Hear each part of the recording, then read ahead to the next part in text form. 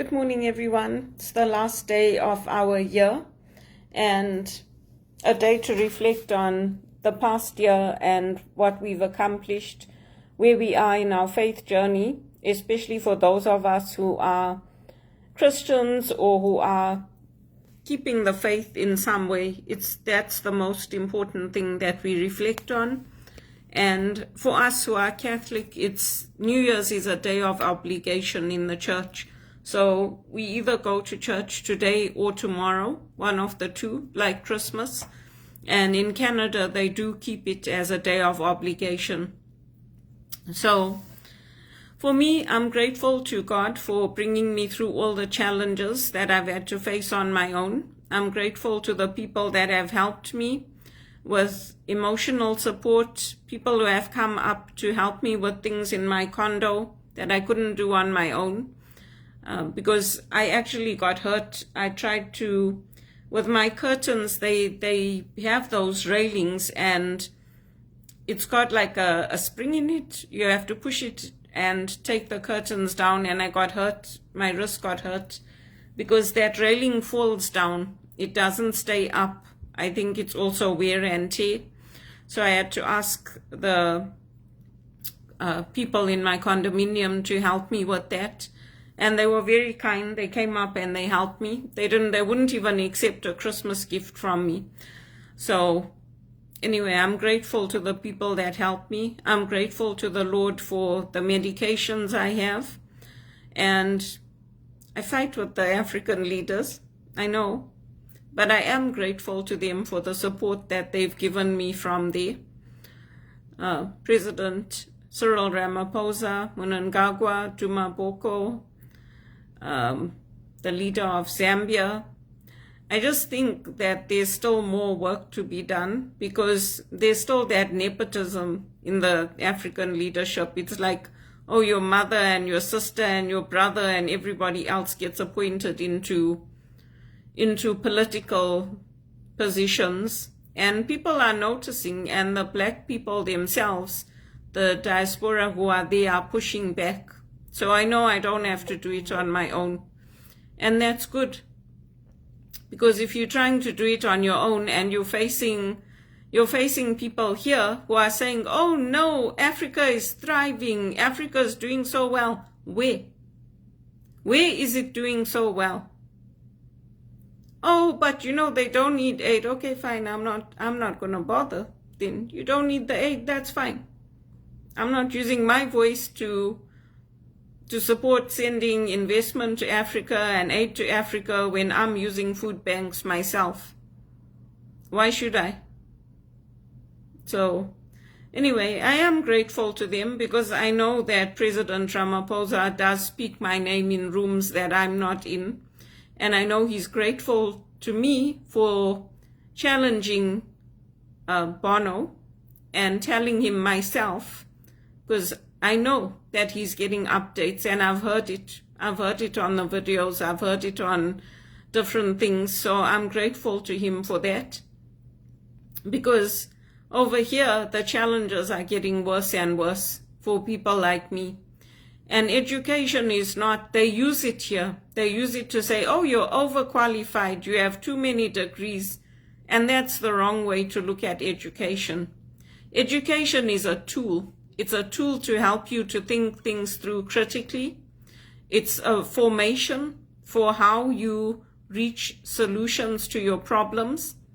And it's a way to help others once you get out there, once you graduate and you go into society. And anybody who's graduated from Wits should know that. I don't preach to the choir here because when I try to tell them, they don't listen. But anybody who graduated from Wits should know that. We are trained from the moment our feet touch that soil, that it's not about you. It's about taking your gifts and your talents and using them to better your communities. And having that strength and that resilience when challenges come, like they've come against me, to say, I'm not going to give up the faith.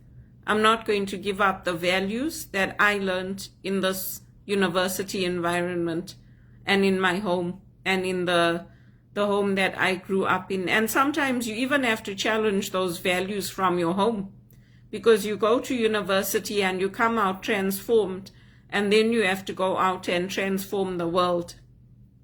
So yeah, I got left behind in Canada. I got left behind by Ndidi. I got left behind by Bono. And he's supposed to be a smart guy. Supposed to be. But he's only as good as the people around him. That's what I say. It was a very different campaign when we had Gail running it and Suzanne. It was very different. We were made to feel like we were the special ones. It wasn't about them getting all the photo ops and them getting the opportunities with Bono and with Bill Gates and with the ministers. It was about us, and it was about our stories and us getting time with Bono and us getting the opportunities to be with him at the special events, not what Ndidi did. So anyway, it's a good decision for me. And I know that even when the people that came to the launch here, when they had the launch of this new campaign, all of us were in tears. And even the new women that had come here from Africa, they're like, you're staying on this campaign. I said, I'm giving it a year. They're like, we're not coming back. We'll keep in touch with you. I said, yeah, but you have to give it some time. It's new. They're like, Everybody was crying. Everybody was in tears when they launched that one campaign here under the new vision. So anyway, that's, I guess that's the challenge, because I asked many times for Bono to come here to make time for me. I asked for those photos with him, with President Ramaphosa. I asked for the photos with Federer. None of them came. But they were like, oh, but we love Belinda. So what are you actually doing for me? You're not doing anything for me. And moreover, now I want President Mnangagwa to think about what happened. Because what just happened with President Trump having to broker in a peace deal for the Congo is what happened when Zimbabwe got independence. They're dictating to you. They're dictating to you, and they're treating us like children. America. They're bullying you. Because you guys had started that peace process deal there in Africa. And Mnangagwa was leading it. So now we are laughing stock again. And that's what they do. That's what they do over and over and over. And nobody respects them for it. They might think, the Americans might think they respect it, but they're not. The whole point of me facilitating from here and helping the African Union to come together and all of that, the whole point of it was to get the African leaders to stand strong against this bullshit. And what did they do? They caved. And President Trump is gloating that he's the one that had to broker in the DRC deal. And what about Nigeria? Instead of Ndidi talking about how Africa's thriving and how brilliant it is, why isn't she talking about the problems there? Why isn't she talking about Boko Haram? Why isn't she talking about how the politics is being used to get Christians into slavery and into harems? So I'm sorry, but you know what? I'm done. I'm done. And if Bono wants to have time with me, he's going to have to invite me now. Because I did the inviting. I did the inviting through the One campaign. I did it through the political leaders. I did it through Justin Trudeau. And it was declined at every level. It was declined.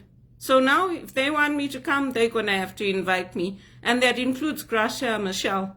She came here, she invited Minerva to her private event. And what about me?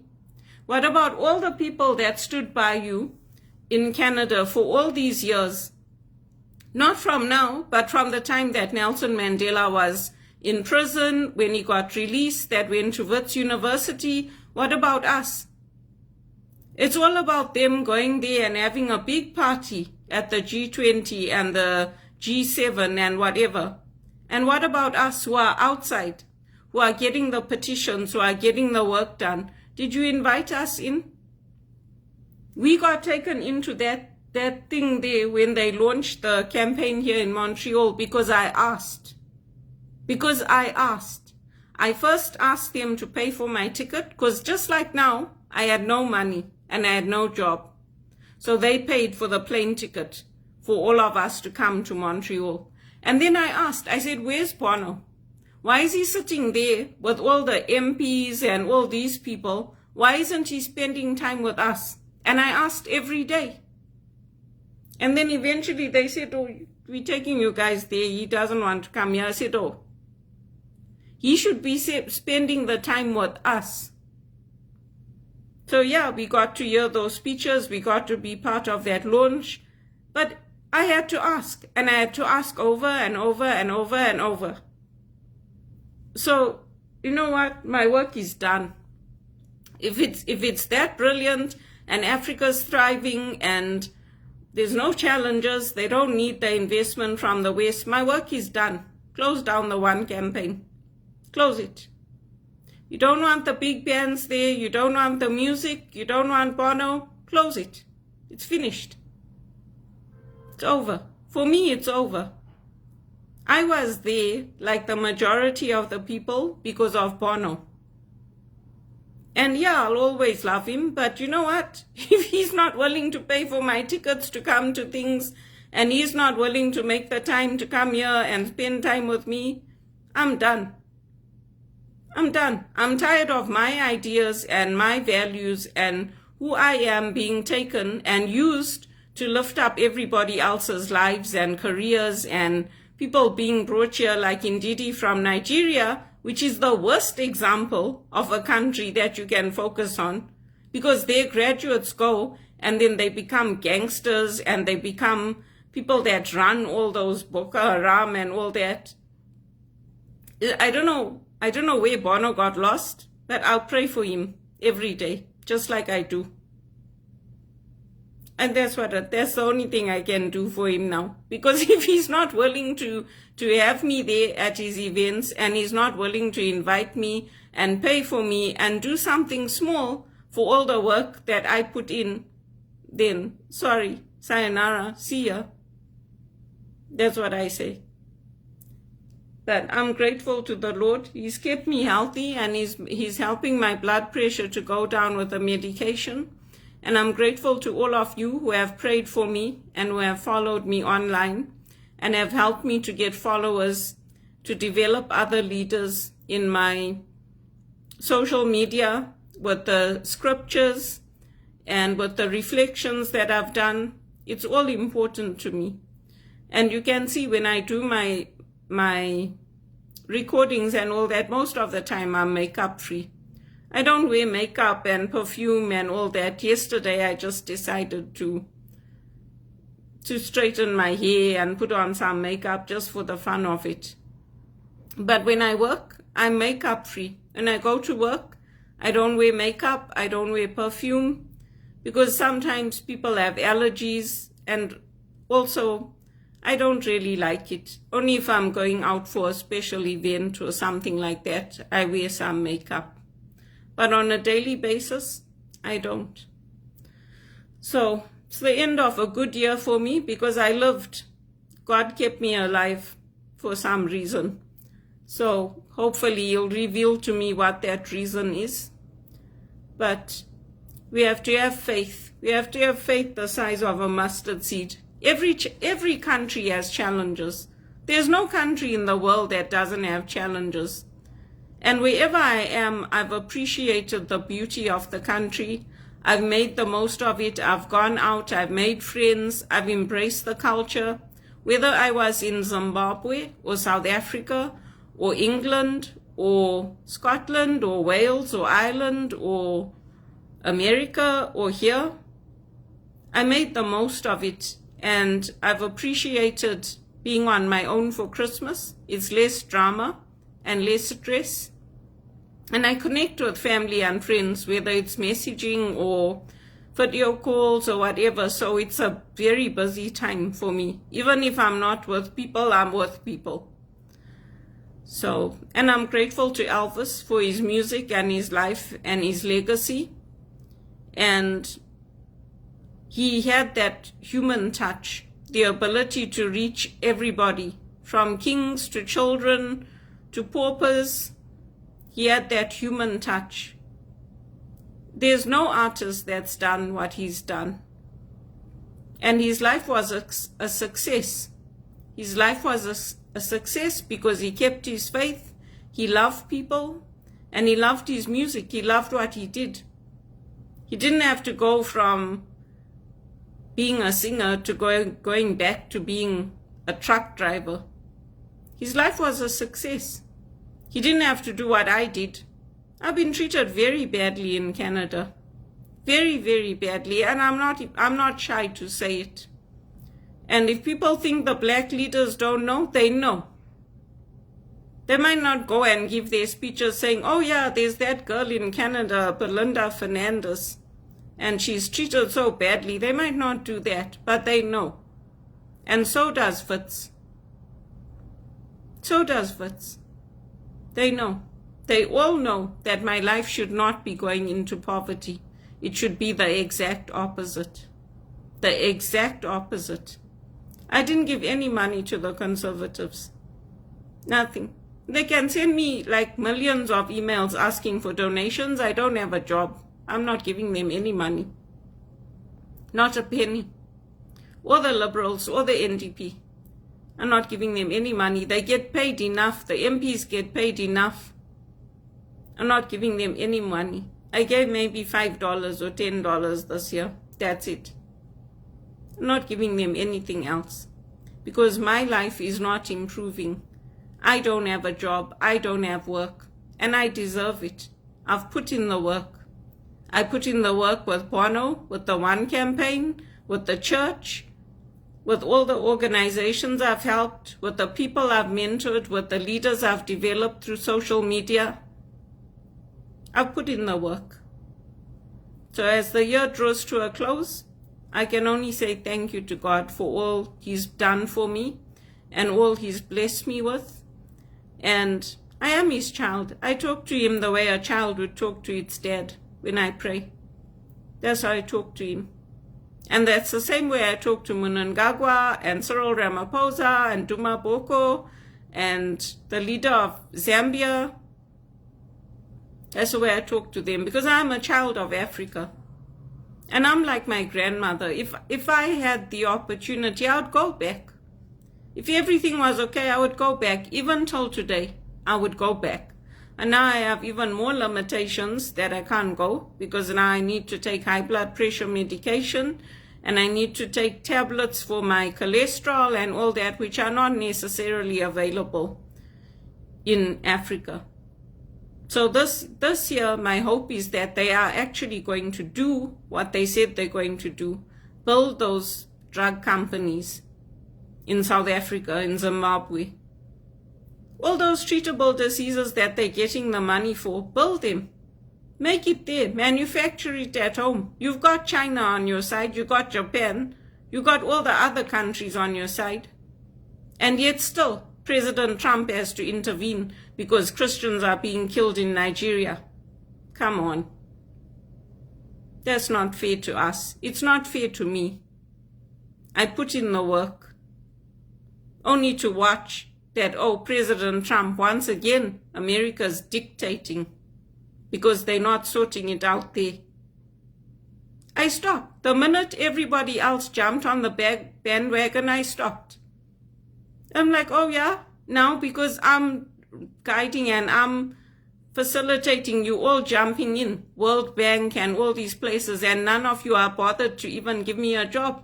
I'm going to sit back and watch. And it failed exactly like I thought it would. Because everybody's sick of it, including Peter Maher. Everybody wants me to have that good paid job now. I'm not going to help. I'm not going to help because the black leaders already know what needs to be done. They already know. So I'm not going to help. And Ndidi must wake up.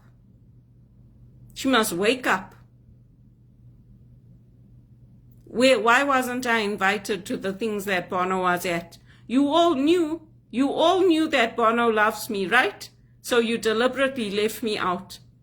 Wake up.